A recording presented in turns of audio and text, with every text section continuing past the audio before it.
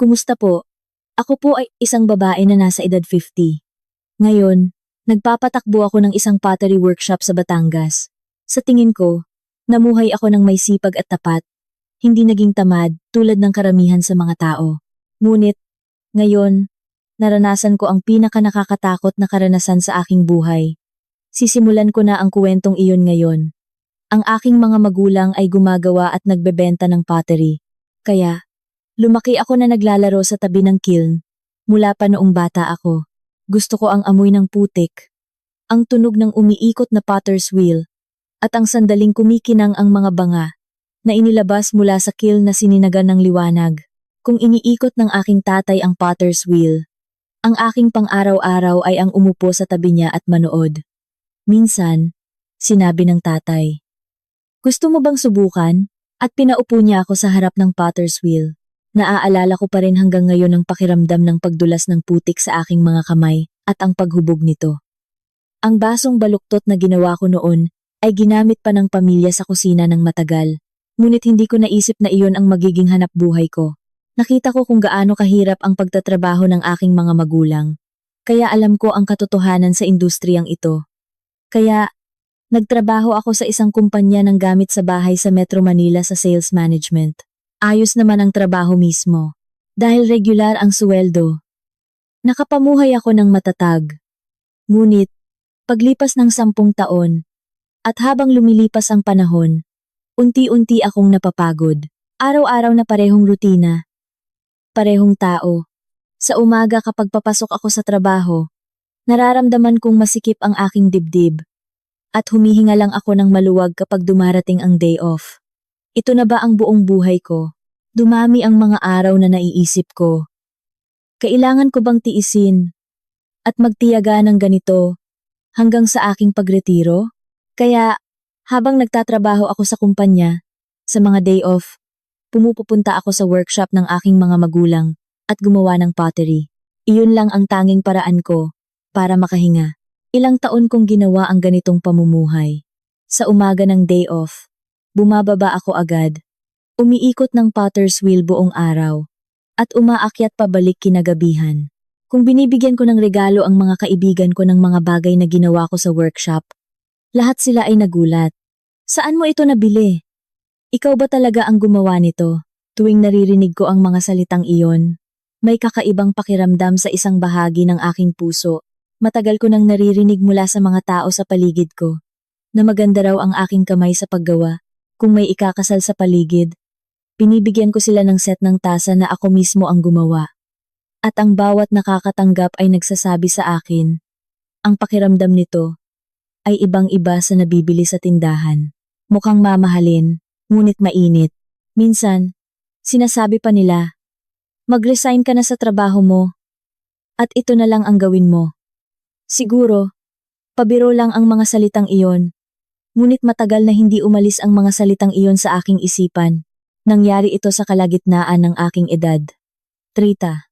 Isang araw, habang nag-overtime ako sa trabaho, tumingin ako sa labas ng bintana at nakita ko ang paglubog ng araw sa pagitan ng mga gusali sa Metro Manila. Maganda ang paglubog ng araw. Ngunit wala akong naramdamang anuman noon. Naisip ko lang, tapos na naman ang isang araw. Magiging pareho lang din bukas. Sa sandaling iyon, nagpasya ako. Hindi ko na kayang mabuhay ng ganito. Sakto, sinabi rin ni Ben, ang aking asawa, na susuportahan niya ang aking bagong desisyon. Malaki na rin ang aming anak, kaya ayos lang daw.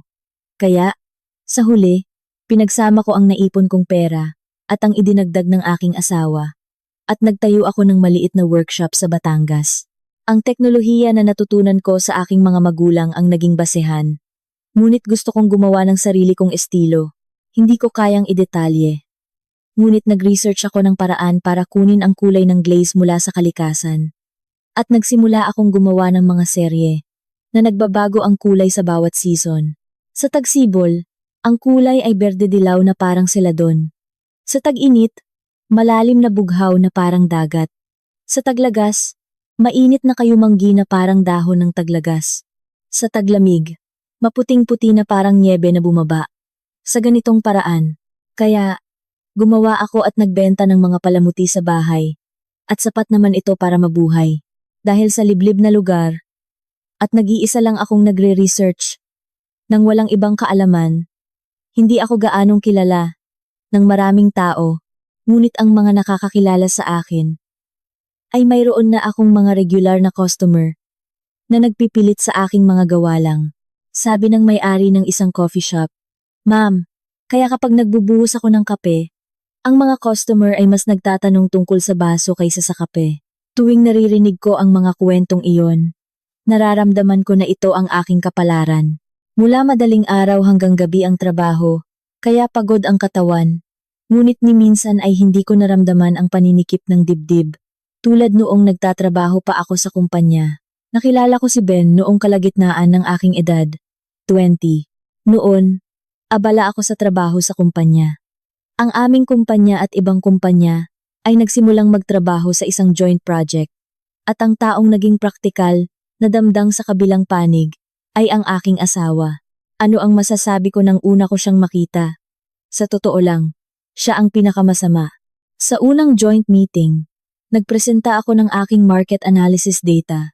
At siya ay lantarang kinukuha ang aking data at ginuguhitan ng pulang linya, nagtuturo ng mga pagkakamali. Ano ang batayan ng mga numerong ito? Parang may kulang na data. Hindi ba't walang saysay ang meeting? Kung hindi nyo man lang nilalagay ang ganitong pangunahing data? Sabi pa niya, nang walang pakialam na pinapahiya ako. Habang nakikinig ang ibang miyembro ng team, namula ang aking mukha at galit na galit ako sa loob-loob ko. Mula noon, kung magpapadala ako ng email, sinasagot niya ito kasama ang mga typo. At kung maantala ang schedule ng kalahating araw, agad siyang tumatawag. Hindi rin naman ako ang tipo na madaling balewalain. Kaya minsan, sa isang meeting, direct ako siyang sinagot. Kung hindi naman ako madaling balewalain, sa tingin ko, ay hindi tama ang paghahanap ninyo ng butas sa ganitong paraan. Tumahimik ang meeting room sa aking sinabi. Pagkatapos, sa hindi inaasahang paraan, tumayo siya at sinabi, "Ipagpaumanhin ko po iyan. Hindi po iyon ang aking intensyon." Nagulat ako. Isang taong kinikilala ang kanyang pagkakamali. Dahil ang proyekto ay umabot ng mahigit 3 buwan, madalas kaming nag-overtime at kumakain ng magkasama. Minsan, nagugutom kami habang nag-overtime, kaya lumabas kami at kumain ng lugaw. At doon ko nakita ang isang hindi inaasahang bahagi ng kanyang pagkatao. Kung hindi trabaho ang pinag-uusapan, ibang-iba siya. Hindi tulad ng dati. Bumagal ang kanyang pagsasalita at naging kalmado. At nagkukuwento siya ng iba't ibang pang-araw-araw na bagay. Pagkatapos, bigla siyang nagsabi ng walang kinalaman.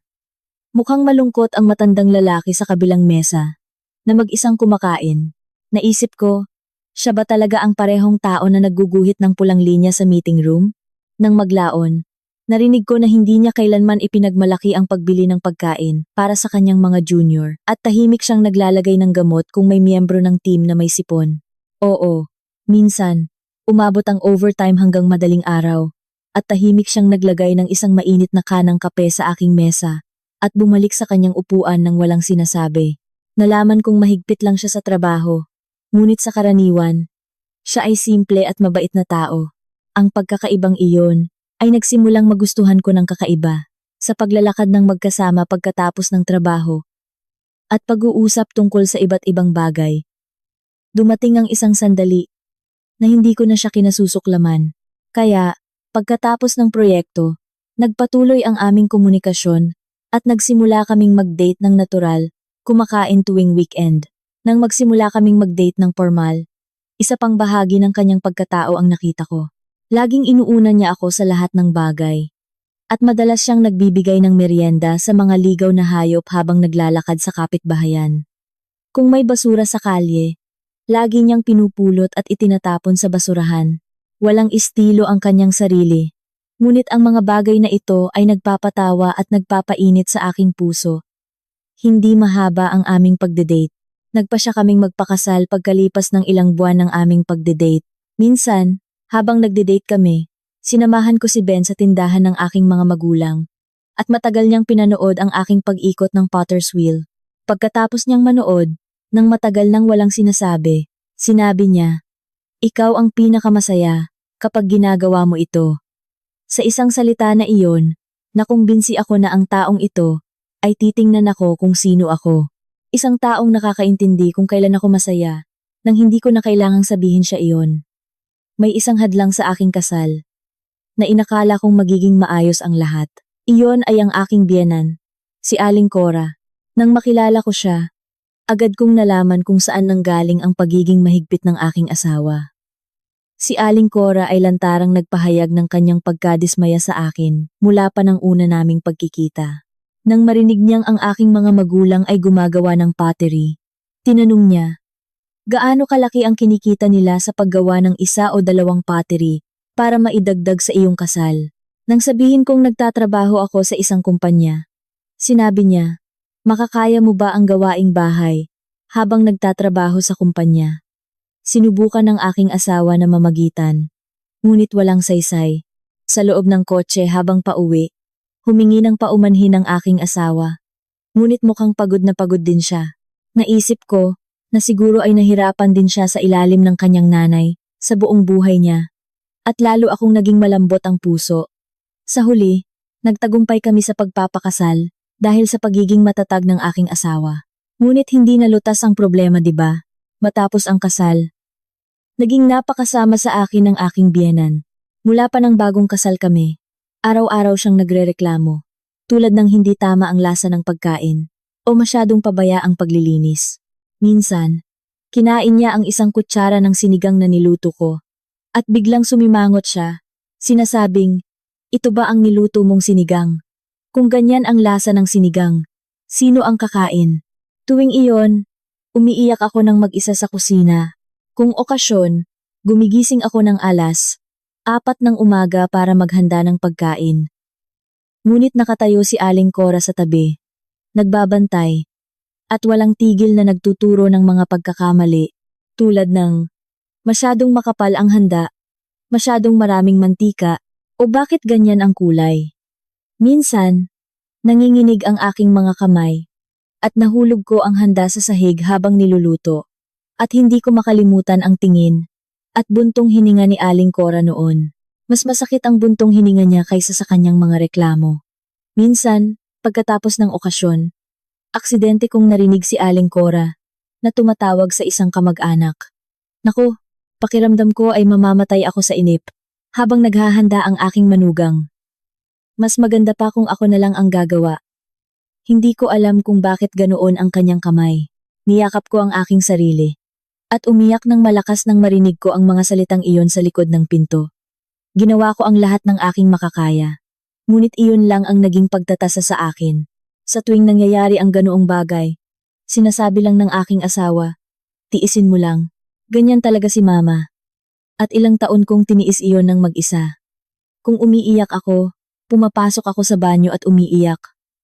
Pagkatapos ay lalabas at ngingiti na parang walang nangyari.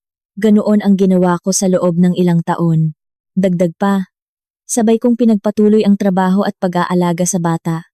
Kaya lubos na napagod ang aking katawan at isipan. Ilang taon pagkatapos, nang lumala ang kalusugan ni Aling Cora at napunta siya sa nursing home, saka lang ako nakahinga ng maluwag. Nangako ako noon, kapag ako na ang naging biyenan, hinding-hindi ko ipaparanas ang paghihirap na aking naranasan. Tratuhin ko ang aking manugang na parang sariling anak. Hinding-hindi ko ibabalik ang pait na aking naramdaman. Maliit pa noon ang aking anak, kaya malayo pa ang magiging manugang. Ngunit ang pangako na iyon ay nakatatak sa aking puso, at hindi nagbago kahit lumipas ang 10 o 20 taon. Iyon ang pinakamatatag na pangako sa aking buhay. Mayroon akong isang anak na lalaki. Siya ay isang mahalagang anak, na ipinanganak, habang nahihirapan ako sa kasal at sa biyenan. Sa totoo lang, gusto ko talaga ng anak na babae. Dahil mahirap ang buhay ko sa biyenan, naisip ko na, kung may anak na babae ako, magkakaroon ako ng kakampi na makakaintindi sa aking damdamin. Madalas akong nangangarap na magkasama kaming mag-shopping at magkuwentuhan. Ngunit, salungat sa aking inaasahan, lalaki ang aking anak. Bagamat lahat ng anak ay mahalaga, sa totoo lang, may kaunting pagkadismaya ako. Naisip ko, sana ay babae. Ngunit, siguro ay alam ng Diyos ang aking taimtim na hangarin. Sa totoo lang, Binigyan niya ako ng isang anak na parang anak na babae. Mula pa noong bata ang aking anak, siya ay isang bata na nagbabantay sa ekspresyon at kalooban ng kanyang mama. Kung mukha akong pagod, tahimik siyang nagbibigay ng tubig. At kung pagod akong nakaupo sa sofa, dahan-dahan siyang lumalapit at yumayakap. Sinubukan kong huwag ipakita ang aking kalooban para hindi siya maapektuhan, ngunit napapansin niya ang aking maliliit na pagbabago at gumagalaw siya. Noong nasa elementarya pa ang aking anak, minsan akong nagkasipon at sinubukan niyang magluto ng lugaw na ginawa niyang napakagulo ang kusina. Ang kawali ay nasunog, ang bigas ay nakakalat sa sahig, at umaapaw ang tubig sa lababo. Ngunit may ngiti siyang daladala ang isang mangkok. Ma, gumawa ako ng lugaw. Medyo kakaiba ang lasa. Pero kainin mo ng may puso. Sumandok ako. Ngunit hindi lugaw, kundi parang damo. Nakakatawa. Ngunit napaiyak ako dahil sa kanyang kabutihan. Naisip ko, ganoon pala ang pagtingin sa akin ng aking anak. Tunay na siya ay isang bata na napakabait at sensitibo. Ngunit hindi lang ito laging maganda. Dahil siya ay isang bata na tahimik na nagtitiis sa kanyang silid. Kung may masakit na nangyayari at ngumingiti sa labas na parang walang nangyari, nag-aalala ako sa isang bahagi na siya ay sensitibo at laging nagbabantay sa iba. Ang kanyang puso ay mabuti. Ngunit pakiramdam ko ay marami siyang mahihirap na sitwasyon sa buhay. Kung labis niyang iisipin ang damdamin at sitwasyon ng iba, baka may mga bagay na makaligtaan siya sa kanyang sariling buhay. Kaya, sinabi ko sa aking anak, mabuti ang pagiging mabait at pag-aalaga sa iba. Ngunit hindi mo kailangan maging mabait na ikaw pa ang nalulugi. Kailangan mong matutong magsabi ng hindi kapag hindi tama. Hindi lahat ay malulutas sa pamamagitan ng pagbabantay mo sa iba. Hindi ko siya pinilit mag-aral. Ngunit gusto kong maging mahigpit sa kanyang pagkatao. Huwag sakta ng iba, ibalik ang natanggap, at malinaw na ipahayag ang kanyang sariling opinyon. Iyon ang aking prinsipyo. Sa pagpapalaki, ang aking anak ay lumaki ng maayos. Nang hindi nalilihis sa aking mga turo, nagtapos siya sa unibersidad. Nang maayos at nagsimulang magtrabaho bilang administrative staff sa isang ahensya ng gobyerno. Naging isang masipag na binata na tahimik na ginagawa ang kanyang trabaho. Narinig ko na kinikilala siya ng kanyang amo at may magandang reputasyon sa kanyang mga kasamahan. Iyon lang. Wala na akong mahihiling pa. Ang anak kong iyon ay mayroon ng kasama. Ang pangalan niya ay Joanna. Dati raw, nagtatrabaho siya sa marketing sa isang kumpanya. Nagpaplano raw siya ng mga ad. Ngunit dumating ang isang sandali na naramdaman niyang wala na siyang kayang pagbutihin pa sa kumpanya. Pagkatapos, nagkaroon siya ng ambisyon na magkaroon ng sariling negosyo, kaya nag-resign siya. At ngayon, nagpapahinga raw siya. Ngunit, matagal na siyang huminto sa trabaho. At mukhang hindi pa rin siya nakakapili ng kanyang negosyo. Nag-explore daw siya ng iba't ibang bagay. Ngunit wala siyang konkreto na plano kung ano ang kanyang gagawin. Sa totoo lang, iyon ang bumabagabag sa akin. Hindi masama ang maging full-time na may bahay mula sa simula. Ngunit naisip kong medyo delikado ang pagsubok ng iba't ibang bagay para lang magkaroon ng negosyo. Siguro, dahil alam kong hindi madali ang pagnenegosyo at nangangailangan ng maraming pagsisikap at panahon para maging matatag. Nang malaman ni Ben na ito ang aking iniisip, sinabi niya, "Bata pa naman, kaya pagmasdan muna natin. Ang trabaho ay mahahanap naman. Mas mahalaga ang tao." Hindi mali ang sinabi ng aking asawa. At sa patuloy kong pagkikita kay Joanna, medyo nawala ang aking pag-aalala. Naging masigla at malambing na bata siya. Kahit anong sabihin, maganda ang kanyang reaksyon. At marunong siyang kumuha ng puso ng tao. Kaya laging mabait at masarap siyang kausap. Nang hindi lumalampas sa hangganan. Isang araw, nang sabihin kong may pottery workshop ako, lumiwanag ang kanyang mga mata at sinabi niya, "Naku, Mama, gusto ko po talaga ang mga ganyan. Matagal na po akong interesado sa craft. Pwede po ba akong dumalaw sa workshop niyo balang araw?" Minsan, kinukwento ko ang tungkol sa mga nabigong gawa ko sa workshop, at sinabi ni Joanna, "Mama, ang mga nabigong gawa po ay masining, di ba? Hindi po kayo makakagawa ng ganoon kung sadya po kayong gumawa." Napakaganda ng kanyang pananalita. Mayroon siyang paraan ng pagsasalita na nagpapaganda ng pakiramdam ng nakikinig. Maganda siyang makita na nakangiti sa tabi ng aking anak. At ang mukha rin ng aking anak ay napakalinaw kapag tinitingnan niya si Joanna. Nakakagulat pa nga na kaya pala ng aking anak na gumawa ng ganoong ekspresyon. Nang makita ko ang eksenang iyon, naisip ko, ang batang ito ay magiging lakas ng aking anak. Dahil si Joanna ay may masiglang enerhiya, magiging maayos ang lahat ng kanyang gagawin sa hinaharap. Sa ganoong paraan, nilutas ko ang aking pag-aalala. Mukhang pareho kami ng iniisip ng aking asawa. Kaya kalaunan, sinabi niya na mukha siyang mabuting kaibigan. At mukhang ayos lang kung magpakasal sila. At sumagot din ako ng oo. Kaya, ikinasal ang aking anak. Simple lang ang naging kasal. Sa araw ng kasal, nakasuot ng wedding gown si Joanna. At nagbigay galang siya sa amin. At napaiyak ako. Nakita ko ang sarili ko noong ikinasal ako noong bata pa ako. Nangako ako ulit, hinding-hindi ko ipaparanas sa batang ito ang aking naranasan. Makalipas ang ilang sandali matapos ang kasal ng aking anak, dahil interesado si Joanna sa aking workshop, inanyayahan ko siya. Dumating si Joanna sa workshop at naging labis ang kanyang kasiyahan. Pagbukas pa lang ng pintuan, huminga siya ng malalim. Sinasabing, ang bango ng putik sa workshop, mama. Nakatayo siya sa harap ng estante ng mga tapos na produkto. Isa-isa niyang hinawakan at pinuri. Hindi lang basta tinitingnan, kundi seryoso ang kanyang ekspresyon. Mama, paano po niyo nakuha ang kulay na ito? Hindi ko pa po nakita ang ganitong kulay sa ibang lugar. Ito po ba ang serye na sinasabi niyo? Karamihan sa mga tao ay nagsasabi lang ng, ang ganda, at lumalampas na. Ngunit iba si Joanna. Nagtanong siya tungkol sa paghahalo ng kulay, kung paano nagbabago ang kulay sa iba't ibang temperatura, at pinaghambing pa niya ang mga serye na nakahanay. Ang mga sinabi ni Joanna ay mga bagay na hindi ko rin naisip, kaya nagulat ako. Malinaw na mayroon siyang kaalaman sa ganoong bagay. Pagkatapos, pinaupo ko siya sa potter's wheel, at habang hinahawakan niya ang putik, tumawa siya ng malakas. Kinuha niya ang basong magaspang na ginawa niya at kumuha ng litrato. Sinasabing, pwede ko po ba itong i-post sa aking social media? Sasabihin ko po na workshop experience with my mama's pottery. Tuwang-tuwa siya. Sinuri rin niya ng mabuti ang aking mga sketch na nakasabit sa isang dingding ng workshop. Mama, gagawa po ba kayo ng bago nito? Ang ganda po ng disenyo, sabi niya, at kumuha pa ng maraming litrato.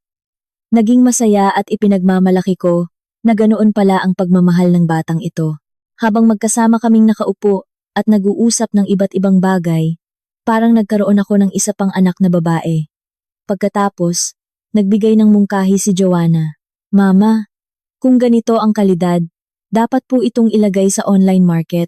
May kaunting alam po ako sa marketing. Kung gagawa po tayo ng website at ibebenta doon, tiyak na magiging matagumpay po ito.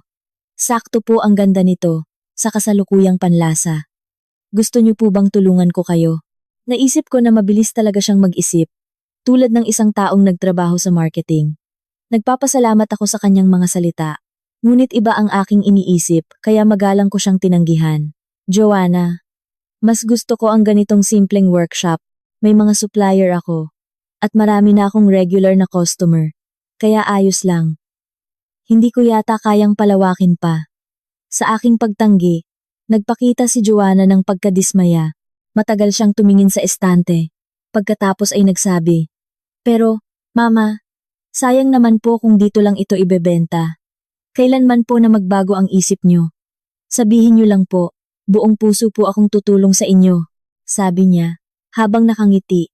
Habang paalis, kinuha pa rin niya ang mga tapos na produkto sa estante gamit ang kanyang cellphone. Gayunpaman, nagpapasalamat lang ako sa kanyang pagkilala at pagpapahalaga sa aking pottery.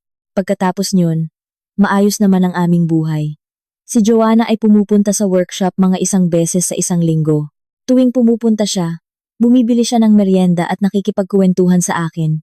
O nagbibigay ng kanyang komento sa mga tapos na produkto.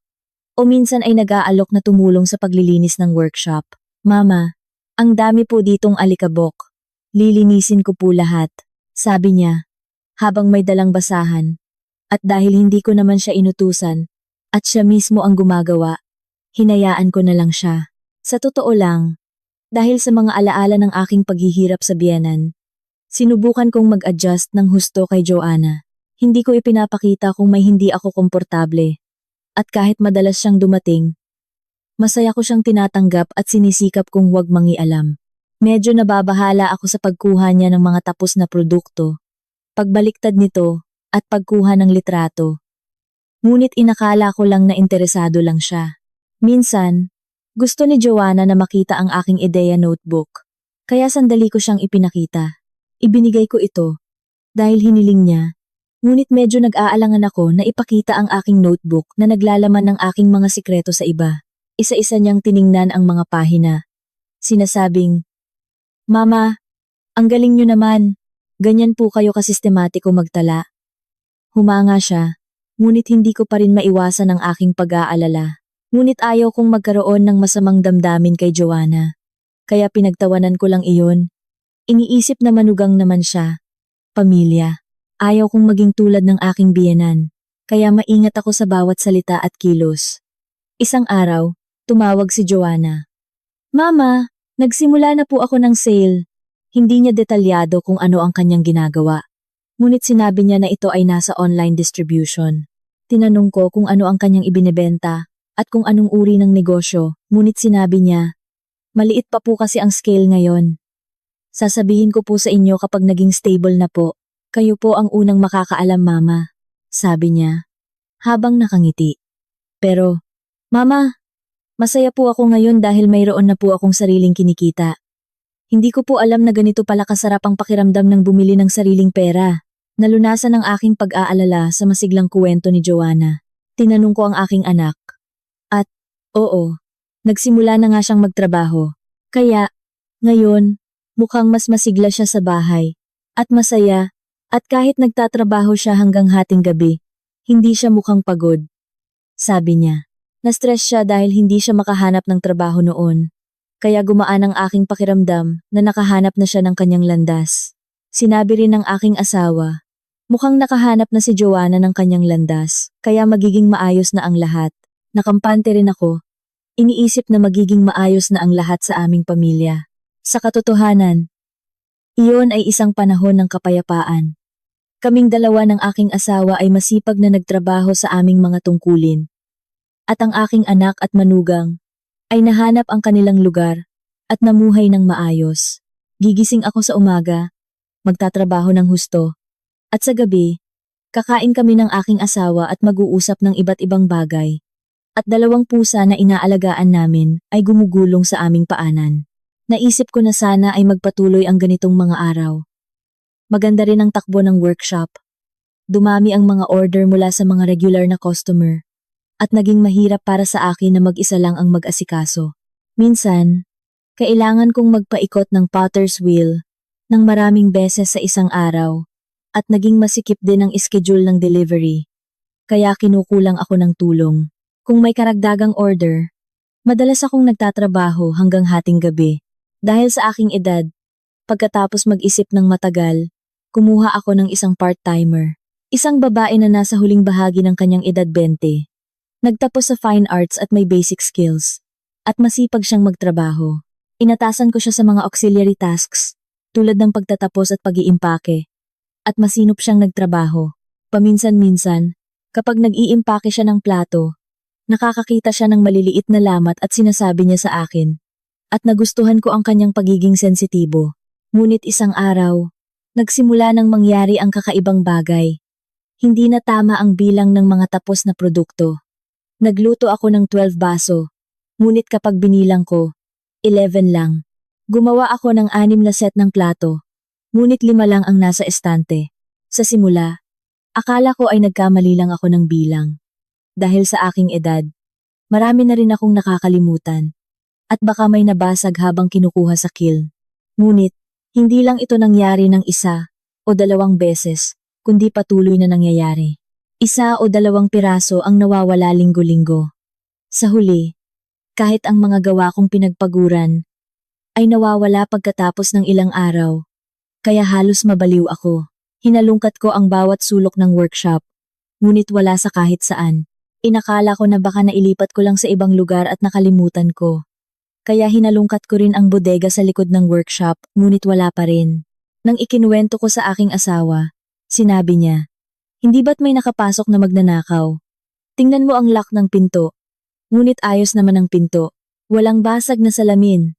At walang bakas ng pilit na pagbukas. Nang ikinuwento ko ito kay June, ang aking anak, at kay Joanna. Agad na sinabi ni Joanna, "Mama, pasensya na po sa sasabihin ko. Pero hindi po kaya ang bagong part-timer niyo ang kumuha. Madalas daw po nangyayari ang ganoong bagay ngayon." Medyo hindi ko nagustuhan ang kanyang sinabi. Hindi dapat pagdudahan ng isang tao nang walang ebidensya. 'Di ba? Hindi pa natin alam. Huwag basta-basta pagdudahan ng isang tao. Kailangan pa nating pagmasdan. At baka hindi rin natin alam.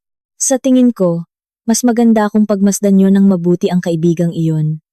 Alam kong nag-aalala si Joanna. Ngunit gusto kong pagkatiwalaan ang kaibigang iyon. Kahit anong isipin ko, hindi siya ang tipo na gagawa ng ganoon. Malinis ang kanyang mga mata. At seryoso ang kanyang pagtatrabaho. Alam niyo ba yung instinct ng tao? Pakiramdam ko, hindi talaga siya ang gumawa. Sa kabila niyon, patuloy na nawawala ang mga tapos na produkto. Isinusulat ko ang dami sa notebook. At pagdating ng kinabukasan, malinaw na may isang nawawala. Ngayon, naisip kong hindi na ito pwede. Kaya nagtanong ako ng palihim sa aking part-timer. "Ana, naglipat ka ba ng mga gawa sa estante?" Agad na umiling ang kaibigang iyon.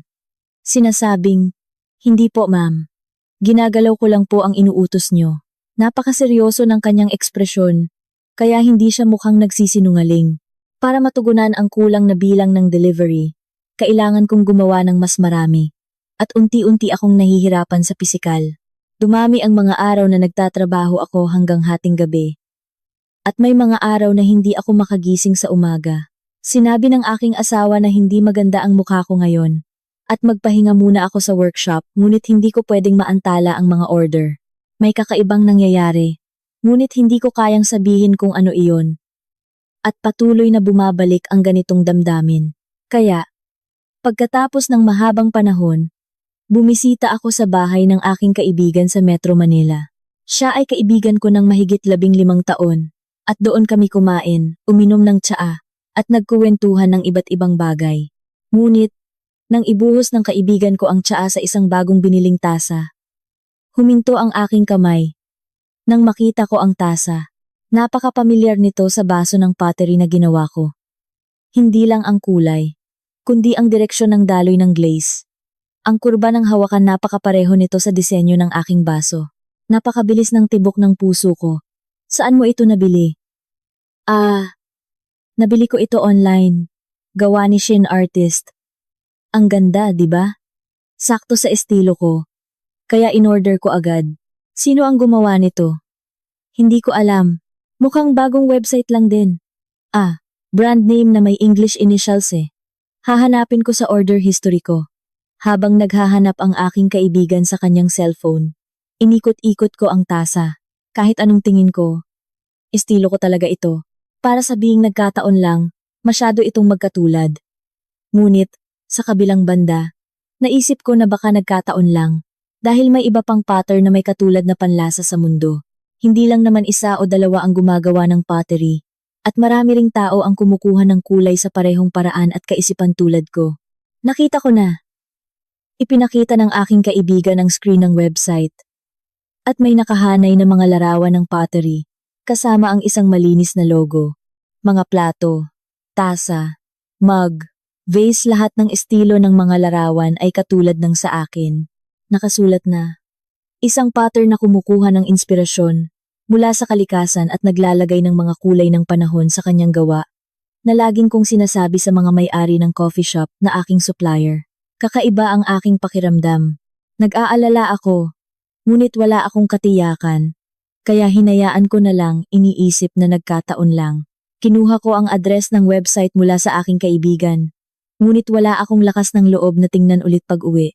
Sa loob ng kotse habang pauwi, laging bumabalik sa aking isipan ang tasa na iyon. Mayroon kaya akong kaparehong pattern sa mundo na may parehong gawi? Hindi ka panipaniwala, ngunit mahirap ding pagdudahan ng sinuman. Kaya, ilang araw akong namuhay ng may magulong isipan. Ilang araw pagkatapos, biglang dumating ang aking anak sa bahay kinagabihan. Pagbukas niya ng pintuan, kakaiba ang kanyang ekspresyon. Umupo siya sa sofa, nang walang sinasabi, at nanatili roon ng matagal. Lumapit ang pusa sa aking anak. Ngunit sa araw na iyon, nakatulala lang siya sa dingding. Gayong dati ay pinakamamahal niya ang mga pusa. Anong nangyayari? Anong problema mo? Nag-away kami ni Joanna. Detalyado niyang ikinuwento na mula nang magsimulang kumita si Joanna, malaki na ang pagbabago sa kanilang pamumuhay. Madalas siyang bumibili ng mamahaling damit, nagdadala ng mga sikat na brand na bag, at madalas siyang nag-aaya na kumain sa labas. Ngunit hindi siya tumitingin sa gawaing bahay. Ang paglalaba, paghuhugas ng pinggan, paglilinis, at pagluluto, lahat ay naging responsibilidad ng aking anak. Kaya, dahil walang katapusan ang gawaing bahay, humingi ako ng tulong. At alam mo ba ang sinabi niya? Nagtatrabaho rin ako para kumita ng pera, di ba? Hindi ba't dapat mo namang gawin iyon? Sabi niya. Hindi ko naman kailanman sinabi ang ganoong bagay noong ako lang ang nagtatrabaho. Kahit noon, hati kami sa gawaing bahay. At hindi ko kailanman pinagdamutan si Joanna ng pera sa bahay. Ngunit, bakit bigla siyang naging ganito? Mukhang pagod na pagod ang ekspresyon ng aking anak. Siya ay isang taong nagpipilit na huwag magreklamo. Kaya ang pagdating niya sa akin para magkuwento, ay nangangahulugan na talagang umabot na siya sa kanyang limitasyon. Nang malaman ko iyon, lalo akong nasaktan. Anong trabaho ni Joanna? Ano ang ginagawa niya para kumita ng ganoong kalaki? Hindi ko masyadong alam. May ginagawa siyang online, ngunit hindi niya detalyado. Kung tinatanong ko, sinasabi lang niya na negosyo ko ito. Kaya ako na ang bahala. Medyo kakaiba ang sinabi niya. Hindi niya sinasabi sa kanyang asawa ang pinanggalingan ng kanyang kita. Ngunit, dahil mag-asawa sila, hindi ko na inusisa ng malalim. Nang sabihin ko sa aking anak, na matulog ka muna sa bahay ngayon, saka lang siya nagpakita ng masayang ekspresyon. Nakasakit din iyon sa aking puso. Hindi ko kayang tantiyahin kung gaano siya nahirapan sa kanyang puso. Ilang araw pagkatapos, dumating si Joanna sa workshop. Tulad ng dati, masigla ang kanyang mukha. Bumili siya ng cake bilang merienda. At pagkatapos ay tiningnan ang mga bagong gawa sa estante, sinasabing, ang ganda po ng seryeng ito. At nagtanong kung pwede siyang kumuha ng litrato.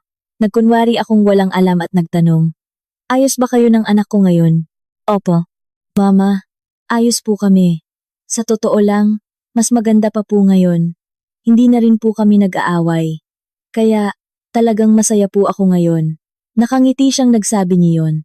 Ngunit lubusang kakaiba ito sa narinig ko mula sa aking anak. Hindi tulad ng pagod na tingin ng aking anak ilang araw na ang nakalipas. Si Joanna ay nakangiti nang hindi kumukurap ang mata. Hindi lang siya ngumingiti, kundi nakatingin din siya ng diretso sa aking mga mata. Nang makita ko ang mukha na iyon. Unang beses kong naramdaman na hindi ko kilala ang batang ito. Naisip ko, kaya pala ng isang tao na ipakita ang ganito kaibang mukha. Ang masiglang enerhiya, ang malambing na pananalita na nagustuhan ko noong una naming pagkikita lahat ng iyon ay pwede palang gamitin sa ganitong paraan. Mula noon, iba na ang aking pagtingin kay Joanna. Pagkatapos niyon, sinabi ko kay Joanna na wag na siyang pumunta sa workshop.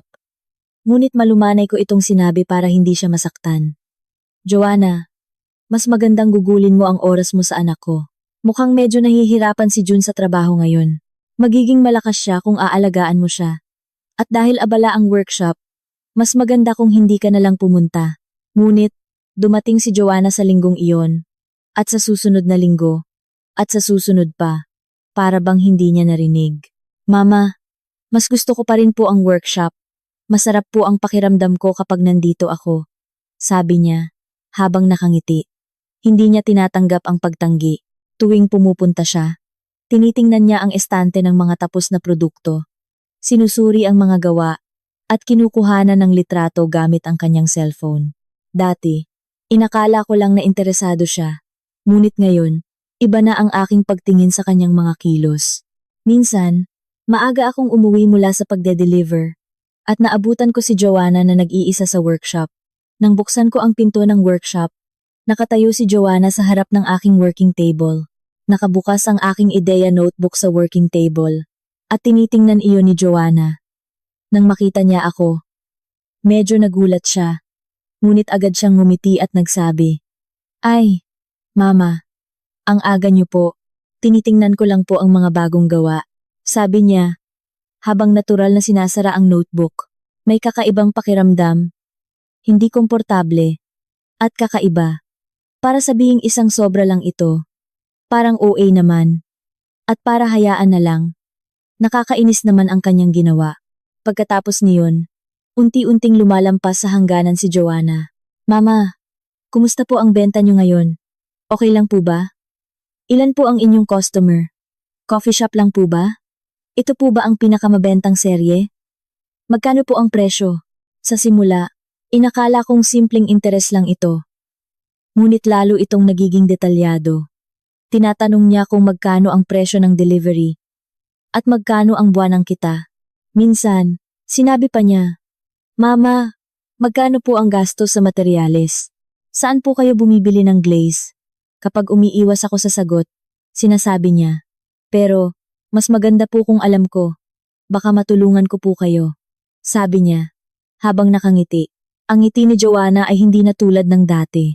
Nang ikwento ko ito sa aking asawa, mukhang marami siyang iniisip, at pagkatapos ay sinabi niya, "Pagmasdan muna natin ng isa pang beses. Kung hindi pa rin siya makikinig, kahit sabihin mo ng direkta, mas maganda kung ikuwento mo sa anak natin." Buong panahong iyon, tiniis ko dahil pamilya siya, manugang siya, at ayaw kong maging tulad ng aking biyenan. Ngunit, habang tiniis ko, lalo lang lumaki ang pagkadismaya ko. Tuwing pumupunta si Joanna sa workshop, kinakabahan ako. At kapag nakatayo si Joanna sa estante, hindi ko maiwasang sumunod ang aking mata. Dati, masaya ako kapag dumarating ang aking manugang. Ngunit ngayon, sa tunog pa lang ng doorbell, masikip na ang aking dibdib. Ayaw ko rin sa sarili ko na ganito. Naisip ko, ang pagdudahan ng taong ito ay nakakapagod. Pagkatapos, mula sa isang sandali, nagsimulang bumaba ang mga order mula sa mga regular na customer. Ang pinakamatagal naming katransaksyon na coffee shop, ang unang tumawag. "Ma'am, pasensya na po, ngunit babawasan po muna namin ang dami ng order ngayong buwan." Nang tanungin ko ang dahilan, umiiwas siya sa sagot. Ngayon po kasi, kumukuha rin kami sa ibang supplier para po makatipid sa gastos." Ang may-ari ng coffee shop na iyon ay partikular na gusto ang estilo ng aking mga gawa. Nagtaka ako kung bakit biglang ganito. Ngunit kung ipipilit mo ang isang regular na customer, masisira lang ang relasyon, di ba? Wala akong nagawa kundi sumagot ng sige. Ngunit hindi pa iyon ang katapusan. May iba pang tumawag para sabihing hindi na sila order. Sa loob ng 3 buwan, bumaba o nawala ang mga order mula sa mga regular na customer. Ngunit hindi ko talaga alam ang dahilan. Hindi ko naman pwedeng tanungin sila, "May nahanap ba kayong mas mura kaysa sa amin?" Di ba? Nag-isa akong naghanap online. Naisip ko na baka mayroong nagbebenta ng katulad na produkto. Ngunit hindi ako magaling sa internet, kaya hindi ko alam kung paano maghanap. Noon, bumalik sa aking isipan ang tasa na nakita ko sa bahay ng aking kaibigan sa Metro Manila. Ang website na iyon, ang mga katulad na disenyo, at ang mga tapos na produkto na laging nawawala sa workshop. Pakiramdam ko ay may kumukonekta sa aking isipan, ngunit hindi ko makuha ang koneksyon na iyon. Isang bakalang ang sumagi sa aking isipan, ngunit hindi ko alam kung paano ito kumpirmahin. Sa pagkadismaya, hindi ako makatulog sa gabi. Tinanong ko ang aking part-timer kung nakakita na ba siya ng katulad ng aking mga gawa online. Dahil siya ay nasa edad 20, mas marunong siya sa internet kaysa sa akin. Ninuso rin ang part-timer. Sinasabing, "Hahanapin ko rin po. Dapat po ay lumabas yan." Kung isa-search ko ang estilo ng inyong gawa, ilang araw pagkatapos, malungkot ang ekspresyon ng aking kaibigan at maingat niyang sinabi sa akin, "Ma'am, may nakita po akong website na napakapareho ng inyong gawa. May katulad na serye at halos pareho ang kulay. Mukhang marami raw po ang order nila ngayon." Kinabahan ako. Ang screen na ipinakita ng aking part-timer sa cellphone ay ang parehong website na nakita ko sa bahay ng aking kaibigan. Marami rin itong review. Mga komento tulad ng, "Ang ganda ng disenyo, ang galing ng kulay." Ngunit, kahit nakita ko iyon, wala akong magawa. Isang nakakapagod na araw iyon. Maraming tapos na produkto ang nawala. Nawala ang mga customer. At mayroong nagbebenta ng parehong gawa ko sa online. Magulo ang aking isipan. At hindi ko na ito maayos.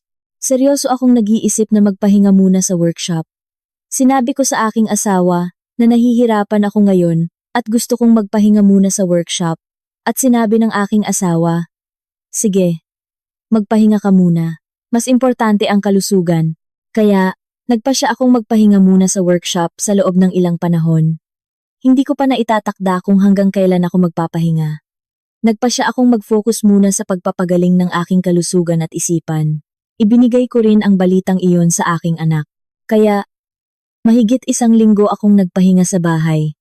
Pagkatapos ng ilang araw, dumating si Joanna sa bahay. Walang abiso. Mama, napadaan lang po ako sa malapit, sabi niya, habang dumating, ngunit nang makita ko ang mukha ni Joanna, muli akong naguluhan. Gayunpaman, hindi ko ito ipinakita. Pakiramdam ko, ang pangako na ginawa ko noon ay hawak pa rin ako. Kung hindi, matagal na sana akong sumara. Ngunit, tulad ng isang tanga, binuksan ko pa rin ito hanggang sa huli. Tinanong ako ni Joanna, Mama, hindi po maganda ang kulay ng balat niyo. Kumain na po ba kayo? Nang sabihin kong wala akong ganang kumain, pumasok si Joanna sa kusina at nagsabi, Mama, magluluto na lang po ako ng ramen para sa inyo. Kumain po kayo ng simple at magpahinga. Narinig ko ang tunog ng pagluluto ni Joanna ng ramen sa kusina. At pagkatapos ng ilang sandali, inilabas niya ang pagkain. Nang makita ko ang umaapoy na ramen, medyo nagkaroon ako ng gana. Dahan-dahan akong sumandok ng sabaw. Ngunit medyo kakaiba ang lasa. May kakaibang pait sa dulo. Ngunit naisip kong baka ganoon lang ang ramen na iyon, kaya kinain ko na lang. Nakaupo si Joanna sa kabilang upuan at nanonood ng TV. Pagkatapos kong kumain ng halos kalahati, nagsimulang bumigat ang aking mga mata. Naisip kong kakaiba. Ngunit inakala kong dahil lang sa pagod. Pagkatapos ng ilang minuto, nakaupo ako sa sofa at nawalan ako ng ulirat at nakatulog. Wala akong naaalala. Parang biglang naputol ang aking pag-iisip. Narinig ko ang boses ni Joanna mula sa malayo. Mama, bakit po ang antukin niyo? Hindi ko malaman kung panaginip ba iyon o totoo. Nang magising ako, halos lumubog na ang araw. Nang tingnan ko ang orasan, lumipas na ang mga 3 o 4 na oras. Wala na si Joanna. Tumayo ako at tiningnan ang bahay. At may kakaibang nagbago. Bahagyang nakabukas ang drawer ng aking mesa sa silid. Nagbago rin ang posisyon ng aking mga dokumento sa mesa. Nagbago ang posisyon ng clip na nakalagay sa ibabaw ng file. Maliit na bagay lang iyon. Ngunit dahil sensitibo ako sa posisyon ng mga gamit, agad kong nalaman. Kinilabutan ako. Bumalik ako sa kusina. At lahat ay malinis na. Ang bakas ng pagkain ng ramen ay nalinis na lahat. At walang kahit isang patak ng tubig sa lababo. Laging bumabalik sa aking isipan ang kakaibang lasa ng sabaw ng ramen. Ang pait na lasa sa dulo. Noon, naisip ko ang home camera na naka-install sa bahay. Mayroon akong 2 pusa.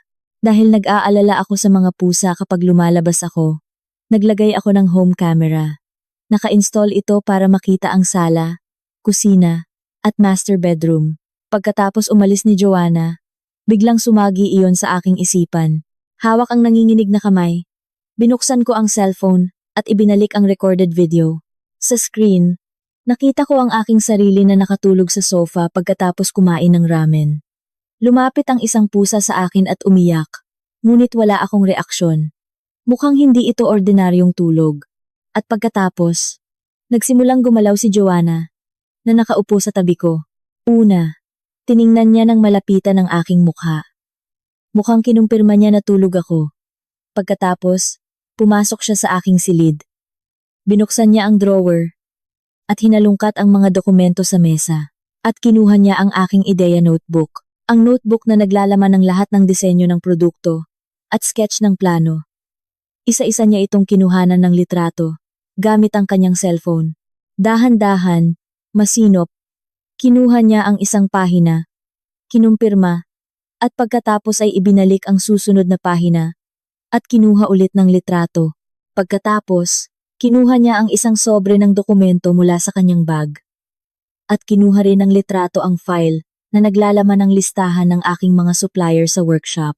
Ito ay isang file na naglalaman ng pangalan ng supplier, dami ng order, at presyo. Matapos kunin lahat ng litrato, ibinalik niya ito sa orihinal na posisyon, ngunit bahagyang iba ang posisyon ng drawer. Siguro, iyon ang dahilan kung bakit naramdaman kong may kakaiba. Hindi nagtatapos doon ang video. Paglabas ni Joanna sa aking silid, pumunta siya sa kusina at hinugasan ng malinis ang kawali ng ramen. Kinuskus niya ito nang masinop sa bawat sulok gamit ang espongha na parang binubura ang bakas. At tiningnan niya ang kanyang ekspresyon sa salamin. Inaayos ito. Napakalamig ng ngiti sa screen. Iyon ang parehong masiglang ngiti na laging niyang ipinapakita sa akin. Ngunit hindi ko akalain na ganoon pala ito katakot. Nanginginig ang aking mga kamay. Pinatigil ko ang video at matagal akong nakatulala.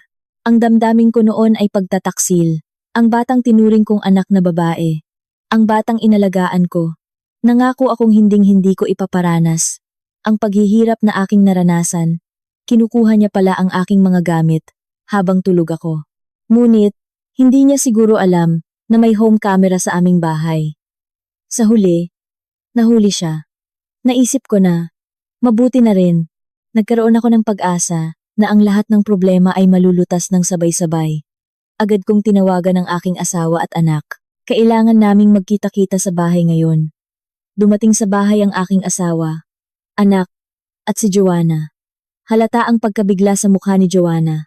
Pinulong ko ang pamilya at ipinakita ang video mula sa home camera. Nang makita ng aking asawa ang video, agad na nanigas ang kanyang mukha. Ang aking anak ay tumingin sa screen, sinasabing, "Ano ito?" Nang matapos ang video, matagal na walang nagsalita. Nang makita ni Joanna ang screen, namutla ang kanyang mukha. Siguro, hindi niya inakala na makikita niya ang kanyang sarili na pumapasok sa aking silid. Kinukuhanan ng litrato ang notebook at naghahalungkat ng mga dokumento habang tulog ako. Nang matapos ang video, nagtanong ako, "Joanna, ano ang ginagawa mo?" Sa simula, sinabi ni Joanna, "Mama, curious lang po ako, kaya tiningnan ko lang po. Hindi naman po ito malaking bagay." Nakangiti pa rin siya, kaya ipinakita ko ang website na ibinigay ng aking kaibigan at nagtanong, "Alam mo ba ang website na ito? Ang pottery na ibinebenta dito ay pareho ng sa atin. Hindi mo naman siguro ang gumagawa nito, di ba?" Nawala ang ngiti sa mukha ni Joanna. Nanginginig ang kanyang mga labi at nagsimula siyang mag-stammer. "Ako po, hindi po ako. Baka po may pagdududa lang kayo. Sige, pwede ko bang alamin? Kung aalamin ko kung sino ang may-ari ng website na ito, madali lang sigurong malalaman." Mama, kinopya ko lang po iyon para sa susunod kong negosyo. Ang ganda po kasi ng inyong mga gawa." Kopya. Ang pagkuha ng litrato ng aking notebook at paggawa at pagbebenta ng eksaktong pareho, tawag mo doon ay kopya? Talaga bang hindi ikaw ang gumawa ng website na ito? Sumingit ang aking anak. "Joanna, ang trabaho ba na sinasabi mo ay ito? Ang pagbebenta ng produkto online? Ninakaw mo ang disenyo ng aking mama at gumawa ng produkto at ibinenta?" Mahigpit na ipinikit ni Joanna ang kanyang mga labi. Nang makita ito, tahimik na nagsalita ang aking asawa. "Sabihin mo kung ano ang online website na iyon." Nalaman ni Joanna na hindi na niya ito kayang itago, kaya yumuko siya. Sa huli, umamin si Joanna na kinuha niya ang aking disenyo at paghahalo ng glaze. Ibinigay sa isang outsource workshop at ibinenta ang mga gawa na ginawa nila sa kanyang pangalan. Sa simula, napakaliit lang ang aking sinimulan. Napakaganda po kasi ng estilo niyo, Mama. Kaya gusto ko lang po itong ipakita sa mas maraming tao. Para kang nagkunwari na ikaw ang gumawa ng disenyo. Hindi ba't magkaiba ang intensyon at ang kilos mo? Hindi nakasagot si Joanna. Tinanong ng aking asawa kung magkano ang benta. Hindi sinabi ni Joanna ang eksaktong numero. Ngunit siguro, ang mamahaling damit at mamahaling bag na binanggit ng aking anak noon, lahat ng pera na iyon ay dito nang galing. Pagkatapos, nagtanong ako, "Dahil din sa iyo kaya nawala ang mga regular na customer ng coffee shop, di ba?" Yumuko ulit si Joanna. Pagkatapos ng matagal na sandali, sinabi niya na ibinenta niya sa mas mababang presyo kaysa sa aking presyo sa delivery. Dahil mura lang ang paggawa sa outsource workshop, mababa ang cost, kaya mas mababa ang presyo na pwede niyang ibenta. Para sa mga regular na customer, dahil mayroong mas mura na may katulad na estilo, natural lang na lumipat sila. Ang aking regular na customer ay inagaw ng kopya ng aking gawa. At ako, tulad ng isang tanga, ay nagduda sa aking part-timer nang hindi ko alam. Dahil din iyon sa paninira ni Joanna. Sa pag-amin ni Joanna, nagalit ng labis ang aking asawa. Joanna, ganyan ba ang gawa ng tao? Ano ang ginawa namin sa iyo? Para gawin mo ito. Sabi niya, unang beses ko siyang nakita na ganoon kagalit. Sa loob ng 30 taon ng kasal, nang sumigaw ang aking asawa sa galit, tumahimik ang sala. Yumuko si Joanna at umiyak.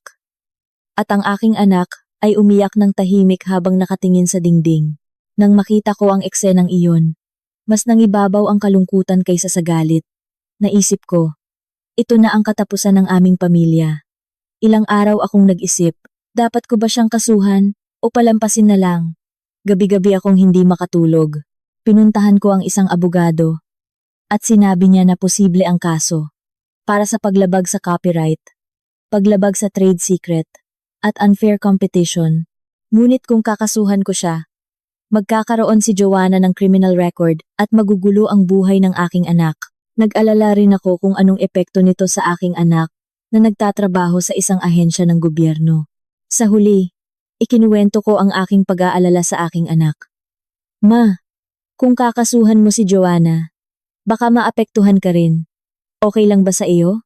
Matagal na nag-isip ang aking anak at pagkatapos ay sinabi, Ma, gawin mo po ang gusto mo. Gawa niyo po iyan, Ma. Buhay niyo po iyan. Huwag po kayong mag-alala sa akin. Sa mga salitang iyon, nagpasya ako. Gawin ko raw ang gusto ko. Tinawag ko ulit si Joanna. Siguro, alam niyang balak ko siyang kasuhan, kaya pagdating niya, agad siyang lumuhod at nagmakaawa. Ma, huwag niyo lang po akong kasuhan please. Kaya, nagbigay ako ng mga kondisyon. Agad na isara ang website. Ibigay sa akin ang lahat ng kinita.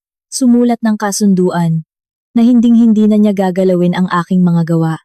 Sinabi ko na kung susundin niya ang 3 kondisyon na ito, hindi ko siya kakasuhan. Umiyak si Joanna at nagmakaawa. Lumuhod pa siya. Mama, gagawin ko po lahat. Gagawin ko po. Nagkamali po ako. Hindi ko po inakala na aabot sa ganito kalaki. Ngunit lalo lang po akong naging sakim. Pasensya na po. Huwag niyo lang po akong kasuhan. Gagawin ko po ang lahat kapalit. Kaya, tinanggap ni Joanna ang lahat ng kondisyon na aking ibinigay. Agad na isinara ang website. At ang pagkuwenta ng kita ay isinagawa sa pamamagitan ng abogado. Nakuha ng abogado ang sales records ng website at hindi ito maliit na halaga. Mukhang malaki na ang kanyang negosyo. At ang mamahaling gamit na binili ni Joanna gamit ang kinita niya ay ipagbebenta. Kahit sa second hand, para makabayad. Nanginginig ang kamay ni Joanna habang pumipirma sa kasunduan. Ilang sandali pagkatapos, si June, na matagal nang nag-iisip tungkol sa kanyang relasyon kay Joanna, ay nagpasya sa huli na magdiborsyo. Nagulat ako, ngunit nang isipin ko, iyon lang siguro ang kanyang pagpipilian. Ma, hindi ko na po kayang pagkatiwalaan si Joanna. Hindi ko po kayang makasama ang isang tao na gumawa ng ganito sa inyo. Ako rin po, niloko niya. Hindi ko po alam kung ano ang ginagawa niya habang magkasama kami. Dahil maraming beses nang nasira ang tiwala, tama lang na magdiborsiyo. Unang beses kong nakita ang aking anak na ganoon kamatatag at gumawa ng linya. Hindi ko inakala na ang pagkatao na gusto kong ituro sa kanya, mula pa noong bata pa siya ay lalabas sa ganitong sitwasyon. Kailangan mong matutong magsabi ng hindi kapag hindi tama. Iyon ang sinasabi ng aking anak ngayon. Habang ipinagmamalaki ko siya, pakiramdam ko ay dinudurog ang aking puso. Nakita ko siyang mahigpit na nagpipilit sa kanyang labi para hindi umiyak. Ngunit, naisip ko na mabuti na rin na naayos ito. Sa ganoong paraan, nagsimula ang proseso ng diborsiyo ng aking anak. Matapos isara ang website ni Joanna, tumawag ulit ang mga dating supplier na nawala. Ma'am, pasensya na po. Pwede po ba kaming makipagtransaksyon ulit?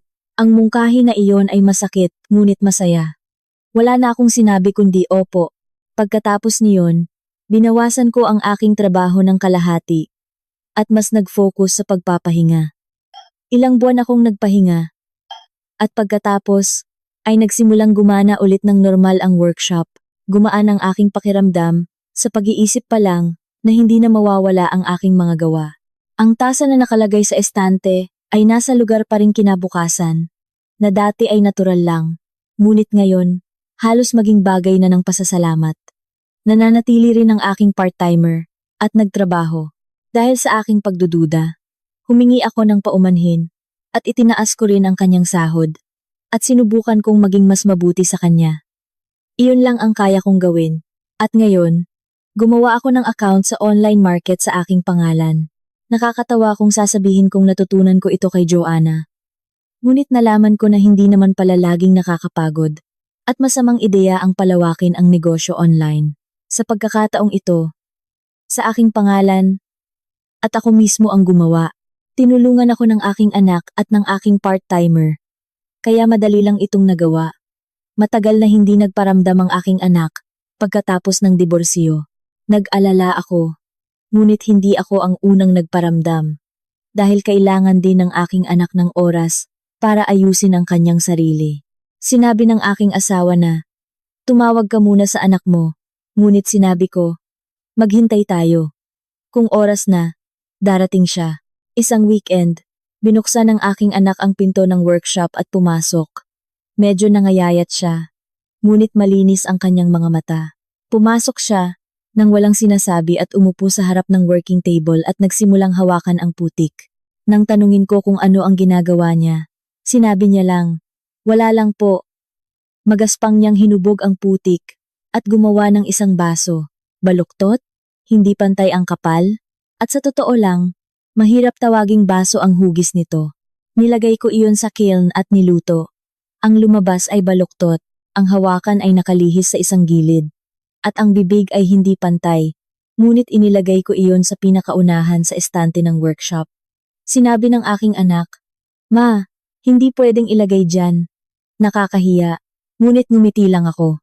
Mas gusto ko ang baluktot na basong iyon kaysa sa anumang serye ko. Paminsan-minsan, naiisip ko si Joanna.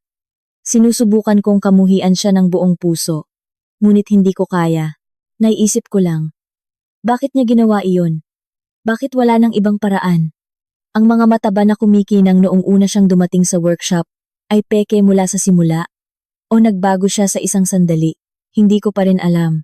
Kapag naiisip ko ang ganoong bagay, pumupunta ako sa workshop sa madaling araw at nagtatrabaho. Kapag hinahawakan ko ang putik, kumakalma ang aking puso.